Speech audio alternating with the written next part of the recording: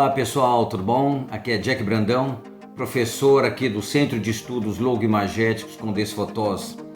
E hoje, excepcionalmente, eu quero falar sobre um assunto muito importante e muito triste também, que levou à morte de quase 70 milhões de pessoas, que foi o conflito que se iniciou exatamente há 81 anos, a Segunda Guerra Mundial. Sim, nenhum conflito, nenhuma guerra, ela tem início do nada. Então é muito importante que nós pensemos que toda guerra tem um start que vai fazer com que ela seja deflagrada.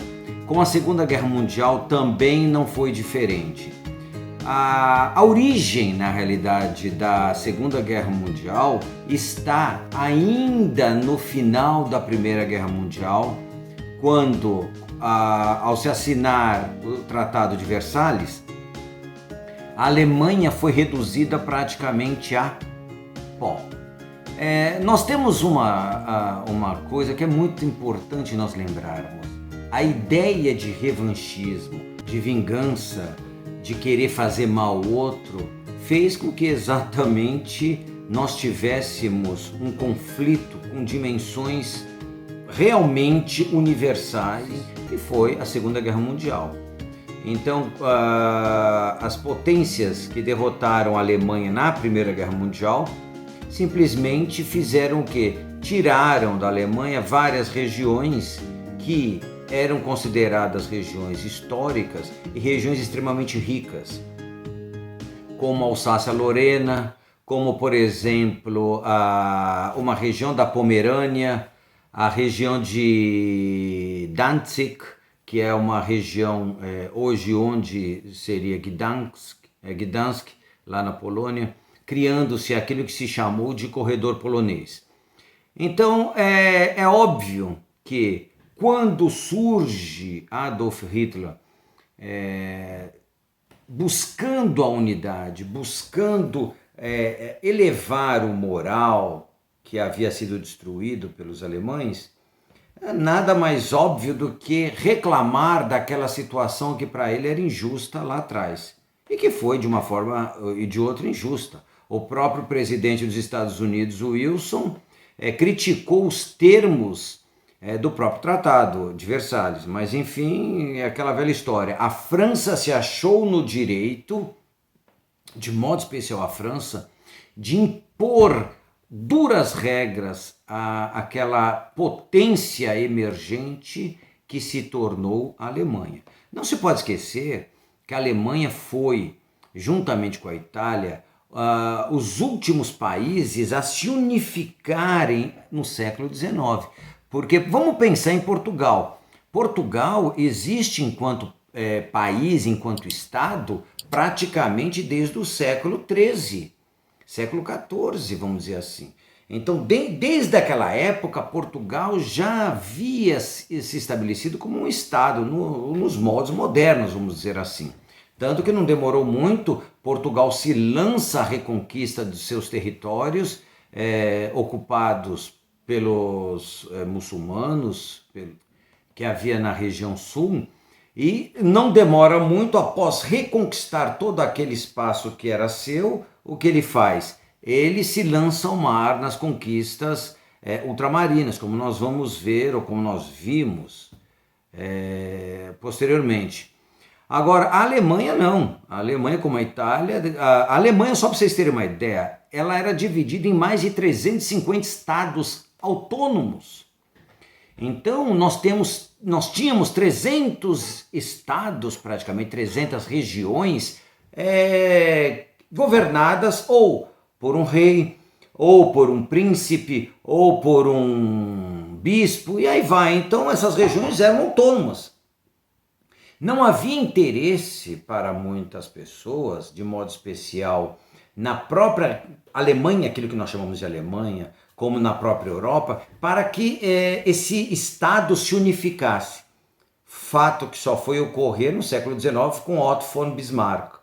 Entenderam? Bom, mudando um pouco de assunto, o que acontece? A grande Alemanha, o primeiro Reich, que foi montado, foi construído por Bismarck, ele é destruído na Primeira Guerra Mundial, ou seja, ele é fragmentado.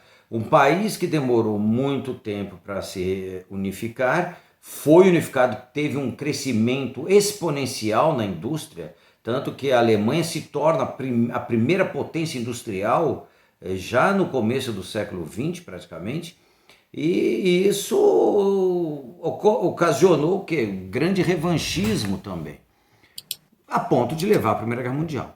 Com o fim da Primeira Guerra Mundial, então, o Tratado de Versalhes impôs duras penas ao Estado germânico. A Alemanha foi obrigada a se desmilitarizar, foi obrigada a simplesmente entregar os pontos, nesse sentido militar falando. A região do norte da Alemanha, onde era a antiga Prússia, simplesmente foi dividida ao meio. Então nós tivemos a Prússia Oriental e a Prússia Ocidental. Essa região, para os alemães, era uma região extremamente, como eu disse, estratégica. Nós tínhamos toda aquela região da Nordeste desse Reich alemão, que simplesmente foi cortada ao meio. A cidade de Danzig, por exemplo, possuía um grande porto, então toda aquela região foi perdida para os poloneses.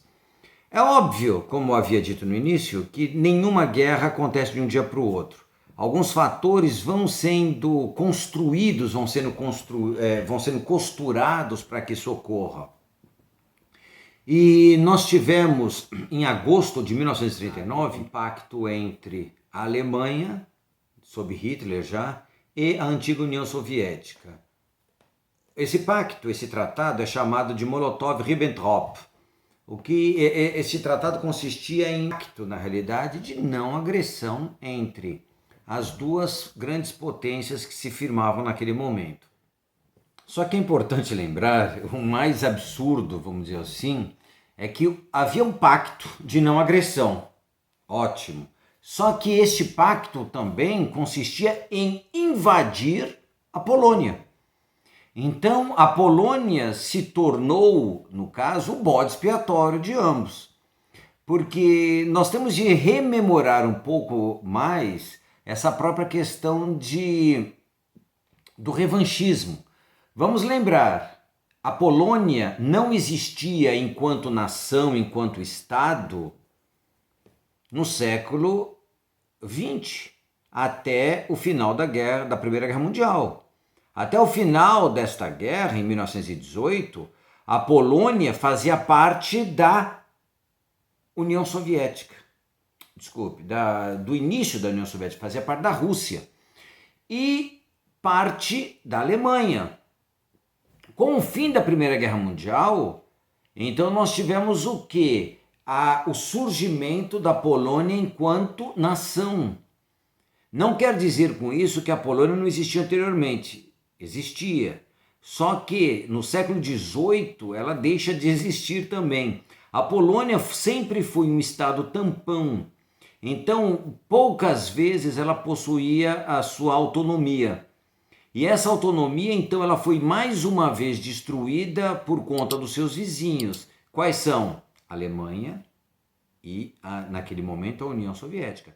Então, portanto, o pacto Molotov-Ribbentrop, na realidade, mais do que um pacto de não agressão, era um pacto que visava a tomada, a invasão de um país terceiro. A Alemanha invadiria a Polônia a partir de sua fronteira oriental, enquanto a União Soviética invadiria a Polônia por sua fronteira ocidental. Ambas as nações tomariam posse daquilo que elas acreditavam que pertencia a elas desde muitos anos atrás e que fora rompido a partir da Primeira Guerra Mundial, do final.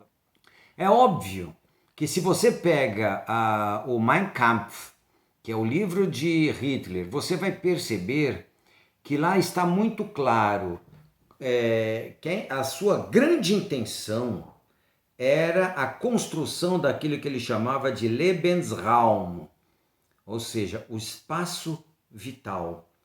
O que é um espaço vital? O que é o espaço vital para Hitler? O espaço vital seria um quintal que seria o fornecedor de matérias-primas e de alimentos para a grande Alemanha que ele estava construindo. E onde seria esse espaço vital? Exatamente onde é hoje a União Soviética. Esse pacto, na realidade, visava simplesmente dar um tempo para que Hitler conseguisse se estruturar ou estruturar o seu exército para uma grande invasão que ele faria à antiga potência comunista. Para que isso ocorresse, grandes empresas financiaram o Hitler. Não só empresas alemãs, como empresas americanas também financiaram Hitler. Por quê? Porque o grande mal que havia naquele momento era o comunismo. Então, este tratado de não agressão, Molotov-Ribbentrop, foi uma grande sacanagem que usou a Polônia como bode expiatório. Então, no tratado, praticamente, se firmou que a Polônia seria dividida ao meio. Uma parte, a parte ocidental, ficaria para a Alemanha, a parte oriental ficaria para a antiga União Soviética. E a União Soviética, então, aproveita, já invade a Estônia, Lituânia e Letônia e faz um apanhado de tudo. Sabendo, na realidade, Stalin imaginava, estava verificando, estava comprovando que Hitler não estava para brincadeira. Ele sabia o potencial alemão e o potencial emergente da Alemanha. Então, simplesmente, eles assinam o pacto. Em 1º de setembro de 1939, nós tivemos início, então, aquilo que se chamou de Blitzkrieg, ou seja, uma guerra relâmpago.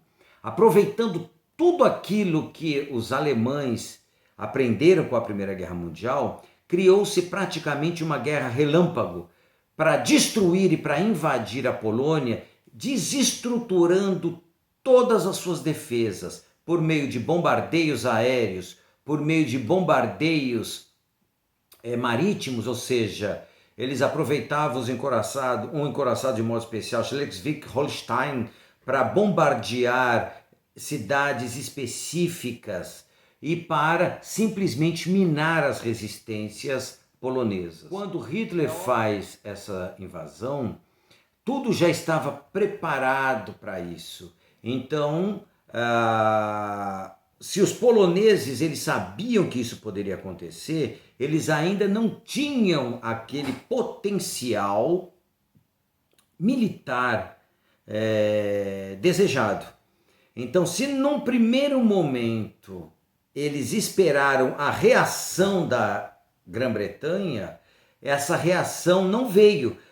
Ela veio por meio da declaração da guerra contra a Alemanha, mas ela não veio por meio de ajuda. Então a Polônia ficou à deriva. E o triste é que grande parte ou muitas pessoas, de modo especial a população civil, foi simplesmente dizimada. Mataram, começaram a matar. E vocês têm de perceber que os alemães, uma das primeiras coisas que eles fizeram foram pegar exatamente os intelectuais poloneses, toda a elite intelectual polonesa, todos os grandes professores universitários simplesmente foram executados. Então, deixando a Polônia num total vazio cultural durante muito tempo.